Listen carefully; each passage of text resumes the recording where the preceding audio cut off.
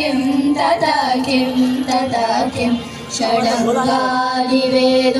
मुखे शास्त्रविद्या कवित्वादिगद्यं सुपद्यं करोति गुरोरङ्घ्रिपद्मे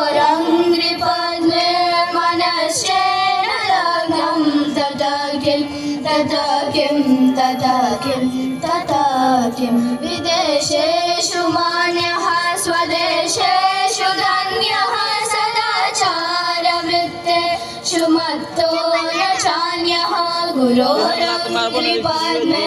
मनश्चेन लग्नं तथा